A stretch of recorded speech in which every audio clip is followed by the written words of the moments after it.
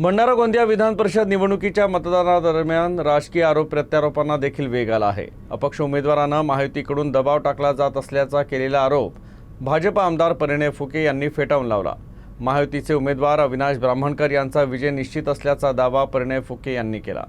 काँग्रेसला स्वतःचा उमेदवार मिळाला नाही, त्यामुळे बाहेरून उमेदवार आणावा लागला अशी टीकाही त्यांनी केली। ते डमी उमेदवार म्हणून उभे झाले होते, त्यांच्या कोण दबाव टाकणार आहे? आणि काँग्रेस पक्षाचे उमेदवार हे सन्माननीय माजी आमदार सन्माननीय दिलीपभाऊ बनसोड होते, तर त्यांच्यावर कोणीच काय दबाव टाकलेला नाहीये।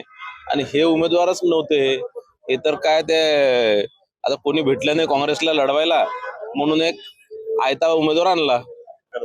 आम्ही कोणाला मागे घेणार? आम्हाला तर एवढा हलका उमेदवार भेटला, याला काय मागे घेणार आहे? एवढा हलका उमेदवार भेटल्यावर काय तिला मागे घेणार आहे? काँग्रेसचे चांगले उमेदवार होते, ते लढले असते तर निवडणूक चुरशी झाली असती। काँग्रेसचेच उमेदवार दिलीप बनसोड लढले नाही।